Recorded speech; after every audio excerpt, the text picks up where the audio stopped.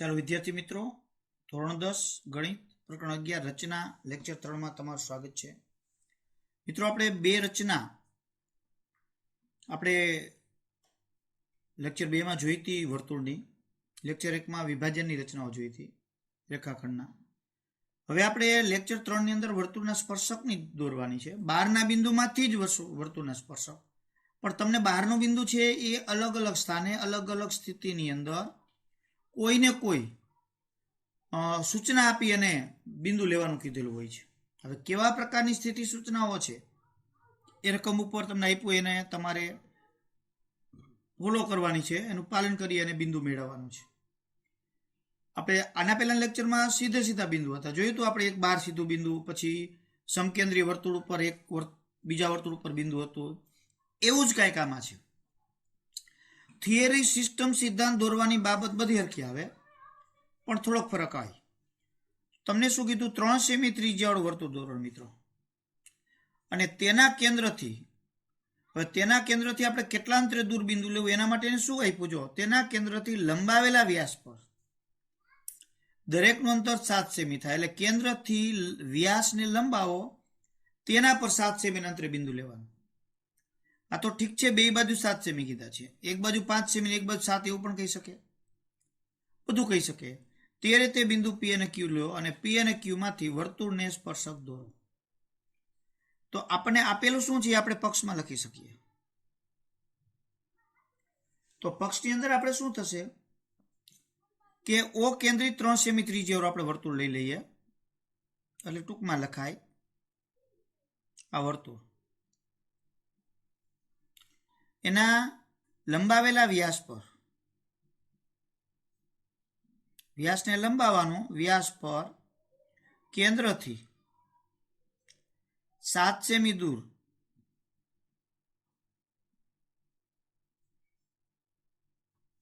બંને બાજુ પી અને ક્યુ બિંદુઓ છે.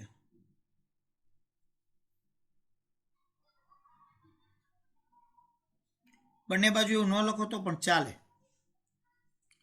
તો કૃત્યમાં પી અને ક્યુ માંથી ઓ કેન્દ્રિત 3 સેમી ત્રિજ્યાવાળું જે આપણને વર્તુળ આપ્યું છે ને સ્પર્શકો રચવા.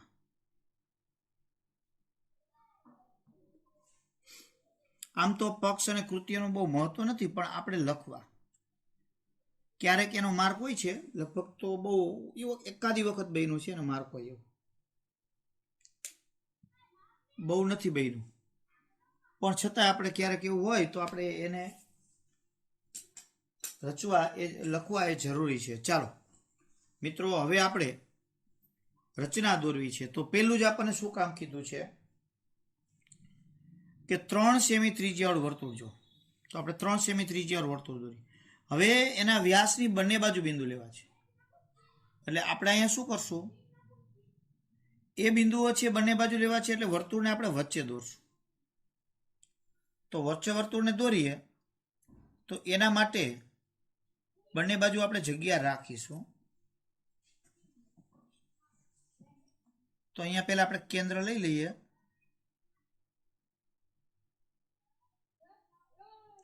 રચના દોરવા માટે હંમેશા તમારે જગ્યા મોટી જ લેવાની,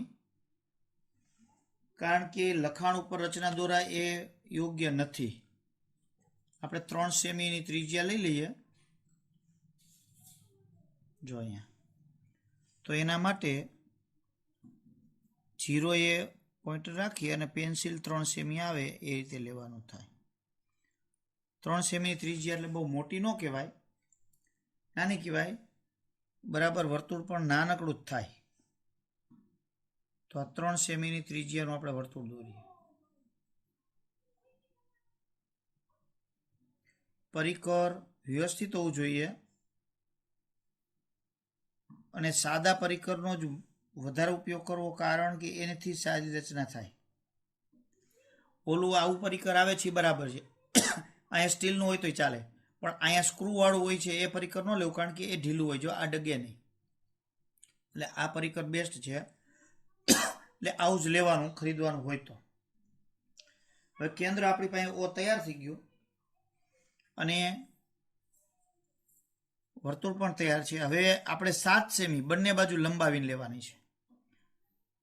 એટલે એવું લાગે તો સાથે રાખી દેવાનું, જો તમારી પાસે આખી પુટપટી હોય તો જ. બરાબર. એટલે જેથી કરી આપણે વારે વારે પછી એનો ઉપયોગ ન કરવો. જો અહીંયા સાથે છે તો અહીંયાથી આપણે 7 સેમીના અંતરે બિંદુ લેવાનું છે. એટલે આ બાજુ આવી ગયું અને આ બાજુ લઈએ એટલે 14 જવાનું. લ્યો.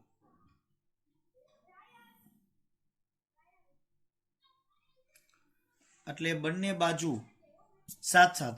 હવે તમને એમ કીધું હોત કે એક બાજુ 7 સેમીના અંતરે અને બીજી બાજુ 5 સેમીના અંતરે છે, તો જો આ બાજુ 7 લેત અને આ બાજુ 5 લેત, પછી આપણે એમ થાય કે હિસાબમાં ગોટો થાય તો 7નું દોરી નખાય, પછી અહીંથી આ બાજુ 5 દોરી નાખીએ.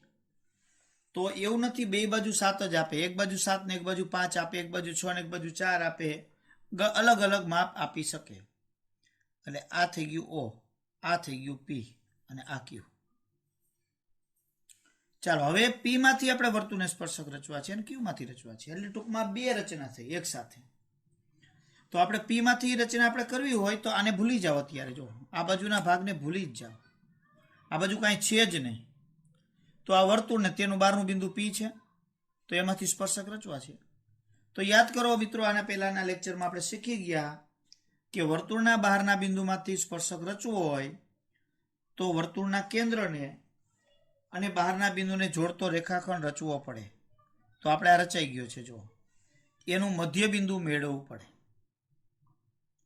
અને પછી જે મધ્ય બિંદુ મળે એને કેન્દ્ર રાખી અને વર્તુળ દોરવું પડે, જ્યાં છેદે એ સ્પર્શ બિંદુ તૈયાર. એ જ રીતે આ બાજુ કરવું પડશે. તો આપણે આ બાજુ મધ્ય બિંદુ લેવું પડે અને આ બાજુ લેવું પડે. તો એક બાજુ પૂર્ણ કરીને બીજી બાજુ લ્યો તોય ભલે. તમે કે નાના સાહેબ હવે તો અમને એ બધું ફૂલ ફાવી ગયું છે, એમાં કોઈ તકલીફ નથી. તો આ બાજુ આપણે ચાપ મારી દીધી, એ જ રીતે આ બાજુ પણ ચાપ મારી દઈએ.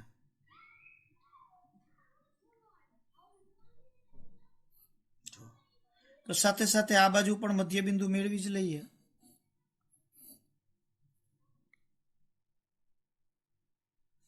એટલે પ્રશ્ન જ ન રહીએ. જો ચાલો હવે આપણે મધ્ય બિંદુ મેળવવું છે.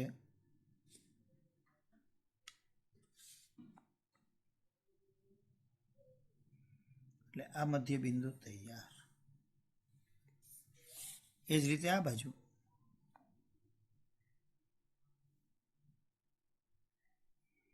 તો આ પણ આનું મધ્ય બિંદુ તૈયાર. એકને એમ નામ આપી દઈએ, બીજાને એન આપી દઈએ. લ્યો, એટલે એક સાથે બે કામ થઈ ગયા. હવે એમને કેન્દ્ર બનાવી અને ઓ એમ જેટલી ત્રિજ્યા લઈ અને આ બાજુ જોઈ લેવાનું કે અહીંયા આવે છે કે નહીં. જો આવે છે એટલે દોરી નાખવાનું.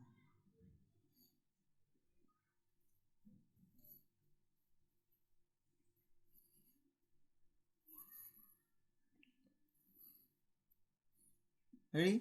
સાથે સાથે આ બાજુ પણ લઈ જ લઈએ. એટલે પરિકર એકવાર હાથમાં આપણે લીધું હોય તો બીજી વખત પછી આપણે પ્રશ્ન દોરીએ.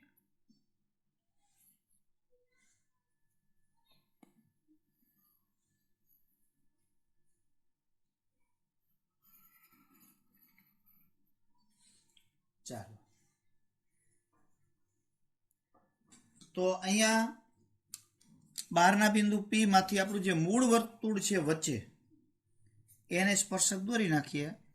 તો એના નામ પણ આપણે આપી દઈએ ABCD, જેનો આમાં હોય એવા. XYZW પણ આપી શકો, ABCD.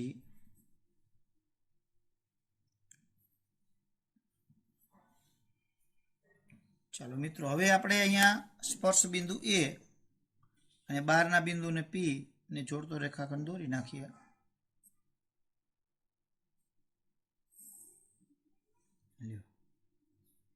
એવી જ રીતે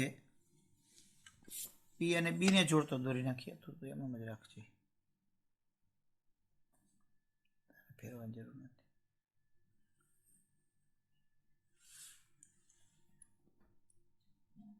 એવી જ રીતે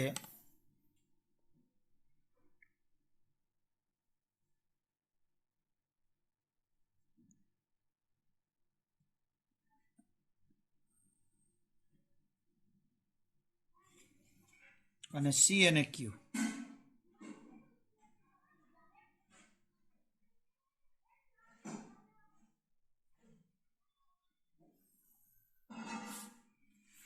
તો અહીંયા રચના પૂરી લ્યો.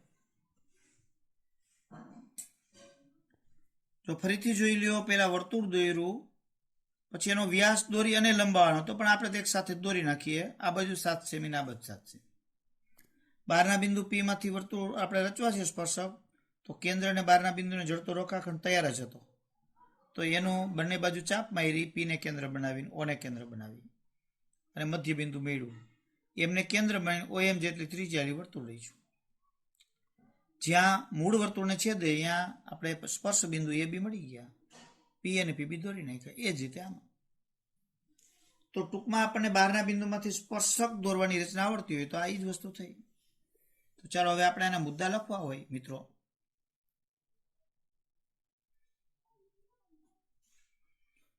તો એક મુદ્દો આપણે શું થશે, તો પેલા તો આપણે વર્તુળ દોર્યું છે તે લખી નાખીએ. ભલે એક ખરેખર આપેલું છે છતાં, તો ઓ કેન્દ્રિત 3 સેમી ત્રિજ્યા પર વર્તુળ રચતા. ત્યાર પછી આપેલ વર્તુળના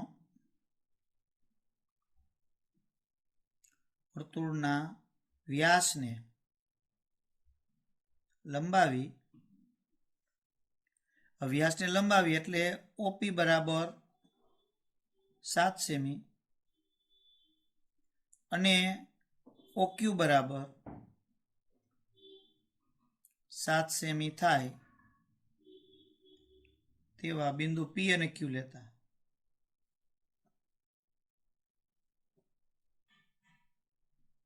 આપણે શું કર્યું, આપેલ વર્તુળના વ્યાસને આ લંબાવી, ઓપી બરાબર 7 સેમી અને ઓક્યુ બરાબર 7 સેમી થાય તેવા પી અને ક્યુ બિંદુ લેતા.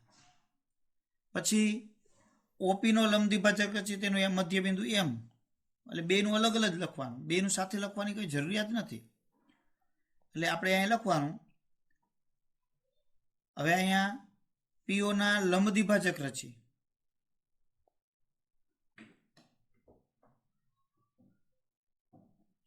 તેનું મધ્ય બિંદુ એમ મેળવતા.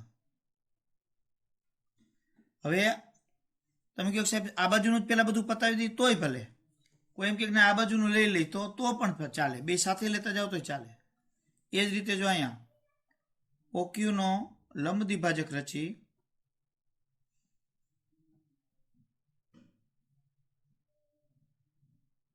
તેનું મધ્ય બિંદુ એન મેળવતા. કોઈ એમ કે આ બે મુદ્દા કમ્બાઈન લખી નાખી તો પીઓ અને ઓક્યુ ના લંબ દ્વિભાજક રચી તેના મધ્ય બિંદુ અનુક્રમે એમ અને એન મેળવતા તોય હાલે, ભેગું ચાલે. હાલો પછી શું કર્યું, એમને કેન્દ્ર બનાવ્યું, એટલે એના માટે આપણે વર્તુળની નિશાનીથી જ લખી નાખી, એમ કેન્દ્ર અને ઓ એમ ત્રિજ્યા રચતા. જે ઓ કેન્દ્રિત 3 સેમી ત્રિજ્યાવાળું વર્તુળ છે, એટલે આપણે લખી જે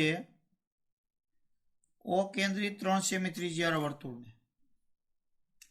જો આ વર્તુળ રચતા જે ઓ કેન્દ્રિત 3 સેમી ત્રિજ્યાવાળા વર્તુળને છેદે ત્યાં એ અને બી બિંદુ લેતા. જો આપણે એ અને બી લીધા, પછીના મુદ્દામાં એન ને કેન્દ્ર બનાવીને ઓ એન ત્રિજ્યા લઈ રચતા. જે મૂળ વર્તુળ આપેલ વર્તુળ અથવા ઓ કેન્દ્રિત 3 સેમી ત્રિજ્યાવાળું વર્તુળ છેદે ત્યાં સી અને ડી બિંદુ લેતા.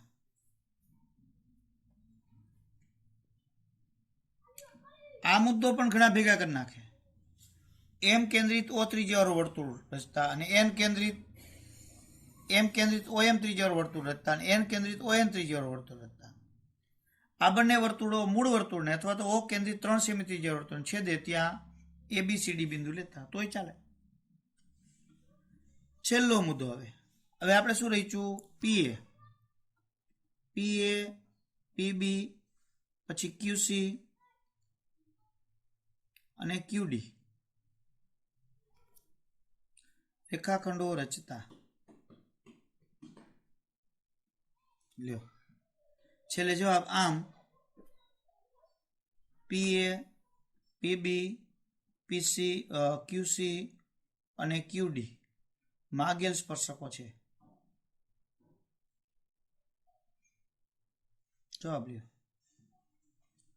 એટલે આ રીતે આખી રચના, જો આપણને રચના વર્તુળના બહારના બિંદુના સ્પર્શકની આવડતી હોય તો આ રચનામાં કાંઈ નથી.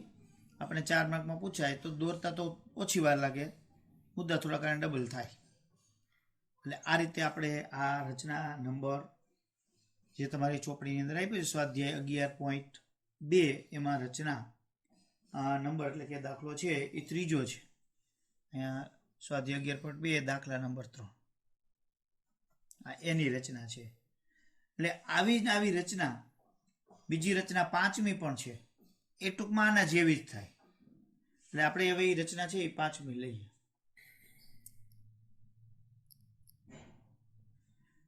ચાલો આપણે હવે સ્વાધ્યાય 12.2 નો 5મો દાખલો જોઈએ. જો એ પણ બહુ ઈઝી અને સરળ છે.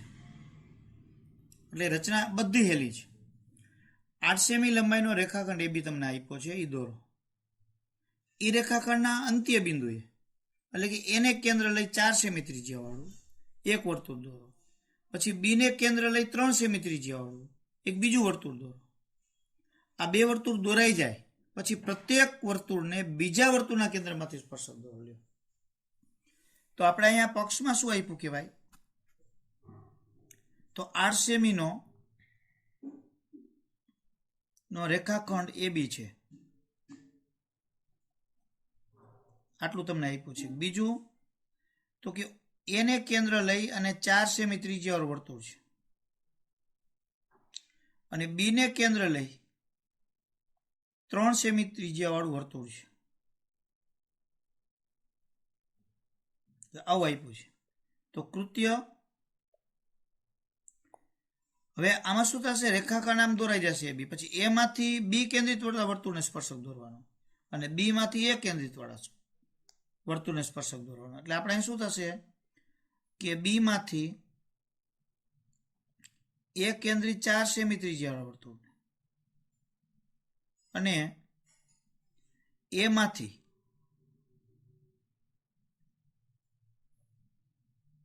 બી કેન્દ્રિત 3 સેમી ત્રિજ્યા વર્તુળને સ્પર્શકો રચવા લ્યો. તમને એમ થશે શું આમાં સાહેબ તમે કહેવા માંગો? ખબર પડતી નથી. એમાંથી ઓલામાંથી દોરો એટલે ખબર પડી જાય. જો હવે આપણે રકમ ઉપરથી જ દોરતા જઈએ. જો 8 સેમી લંબાઈનો રેખાખંડ એ બી દોરવો છે તો આપણે ફૂટપટ્ટીની મદદથી 8 સેમી લંબાઈનો એક રેખાખંડ એ બી દોરી નાખીએ. રેખાખંડ આપણે વચ્ચે દોરીએ કારણ કે આપણે ઉપર બંને બાજુ વર્તુળ દોરવાના છે એટલે જગ્યા આપણને પૂરતી મળી રહે. હાલો 8 સેમી લંબાઈનો આ રેખાખંડ તૈયાર.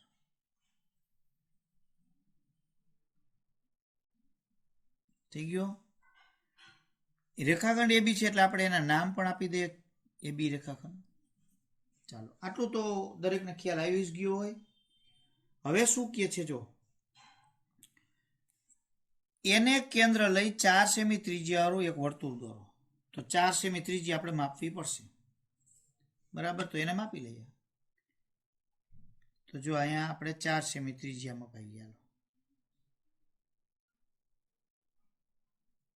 બરાબર? હવે એનું વર્તુળ દોર નાખી એને કેન્દ્ર લઈ.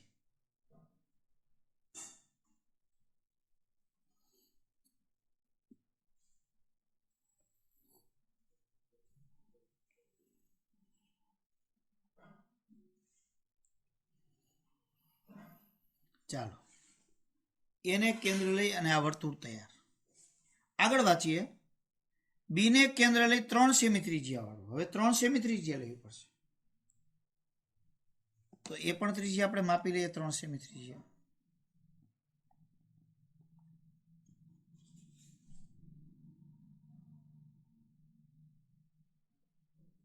ચાલો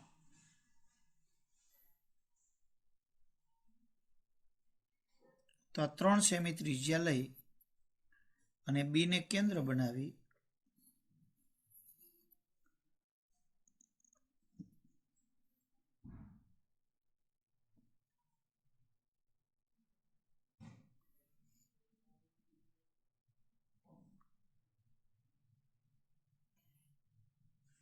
ચાલો આ વર્તુળ તૈયાર.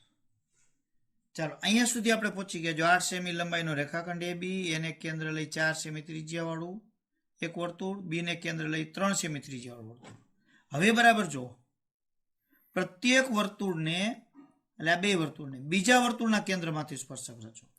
તો કે આ વર્તુળને બીજા વર્તુળનું કેન્દ્ર એટલે બી માંથી, તો આ બી માંથી બે સ્પર્શક આમ રચવાના જો, અને એ માંથી આમ બે સ્પર્શક રચવાના. તો ચાલો અત્યારે આપણે બીજું બધું ભૂલી જઈએ, આપણે એક જ રાખીએ કે એક જ વર્તુળ આપણી પાસે છે. કયું?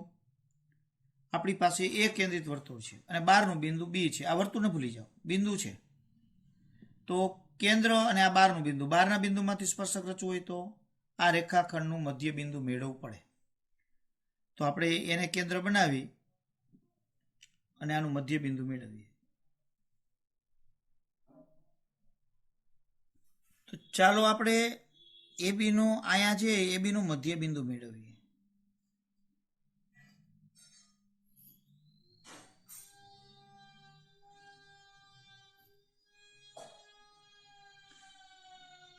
તો હવે એનો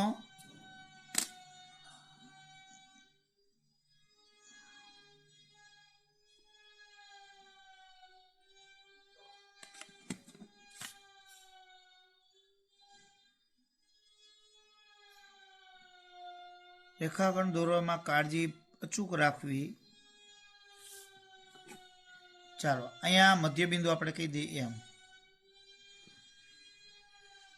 હવે આપણે એમને કેન્દ્ર બનાવી, બહારનું બિંદુ બી છે એટલે એમ જેટલી ત્રિજ્યા લઈએ અથવા બી એમ જેટલી ત્રિજ્યા લઈએ, વર્તુળ રચીએ.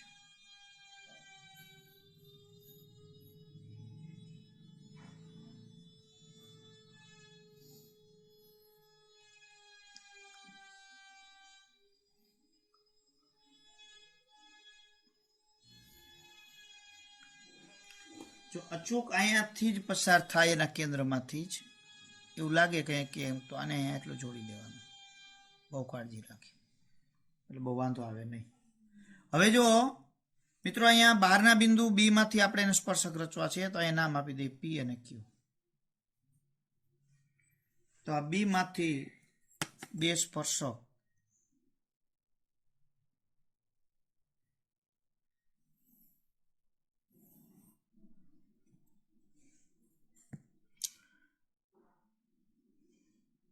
અહીંયા પી થી આગળ લંબાવવા કે નો લંબાવવા એ તમારી મરજી. નો લંબાવો હોય તો ભલે, લંબાવો તો ભલે. માનો કે અહીંયા સુધી જ આપણે રાખવા હોય તો પણ ચાલે. તો એક બાજુ લંબાવો ને એક બાજુ નહીં લંબાવો, એવું નહીં કરવાનું. કા બંને બાજુ લંબાવો, કા પછી એકમાં જ લંબાવો. તમારે એવું કંઈ ફરજિયાત નથી લંબાવવા જ. તો અહીંયા રેખાખંડ અહીં સુધી રાખવાનું.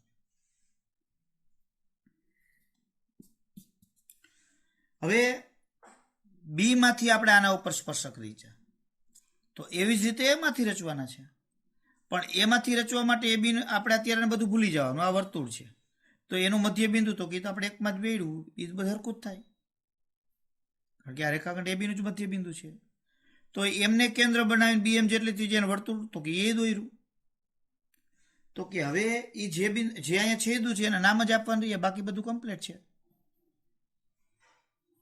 તો ખાલી રેખાખંડ દોરવાનું રહ્યો. જો એકમાં જ બે કામ પતી ગયા બધા.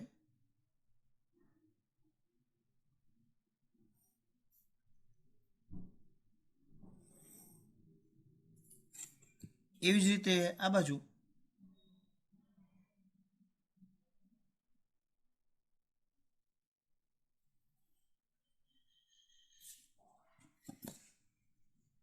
એક જ હારે થઈ ગયું. જો તો એના માટે આપણે બરાબર ધ્યાનપૂર્વક જો કે પહેલા શું કર્યું, વર્તુળ રચ્યું જે આપ્યું તે, સોરી પહેલા રેખાખંડ રચ્યું એ બી, પછી એનું એક બાજુ વર્તુળ ને બીજી બાજુ વર્તુળ જે માપ આપ્યા હતા એ મુજબ, પછી બંનેનું મધ્ય બિંદુ મેળવી લીધું અને એમને કેન્દ્ર બનાવીને એમ જેટલી ત્રિજ્યા લઈ વર્તુળ રચ્યું. એ માંથી આ છેદતા એના સ્પર્શક ને બી માં છેદતા એના સ્પર્શક દોરી નાખ્યા તો રચના પૂરી થઈ ગઈ. તો એના મુદ્દા આપણે લખીએ તો હવે તો પહેલા તો આપણે 8 સેમીનો રેખાખંડ એ બી રચતા પછી એને કેન્દ્ર બનાવી અને 4 સેમી ત્રિજ્યા અને બી ને કેન્દ્ર બનાવી 3 સેમી ત્રિજ્યા રચતા આ બંને વર્તુળ રચતા લ્યો. અહીંયા 4 ને 3 આપ્યા છે એના માપ બદલી શકે એવું નથી. જે આપે તે આ રેખાખંડનું 8 આપ્યું છે 10 કરી નાખે. જૂનામાં 10 હતું અત્યારે 8 થઈ ગયું. પછી આપણે શું કર્યું? આનો બે વર્તુળ રચાય છે એનું મધ્ય બિંદુ મેળવ્યું તો સીધું જ લખી નાખવાનું એ બી નો લંબ દ્વિભાજક રચી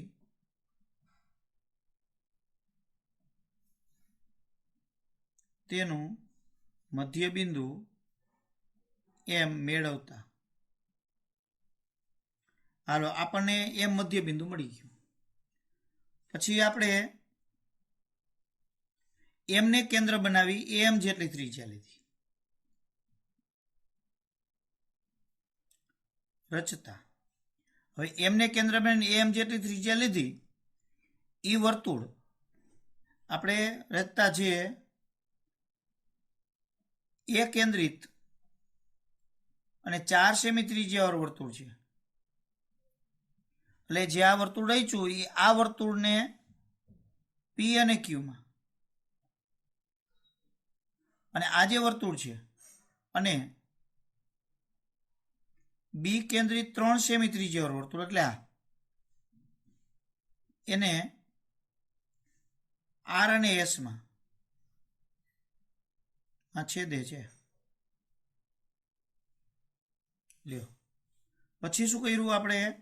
એપી જોડ્યો. જો અહીંયા છે પીબી જોડ્યો, પીક્યુ જોડ્યો એટલે આપણે લખીએ કે પીબી અને બીક્યુ પછી એઆર અને એસ રેખાખંડો રચતા. છેલ્લે જવાબ આવી ગયો. આમ પી એ પછી બીક્યુ જો આપણે લઈ ચાલો પીબી અને બીક્યુ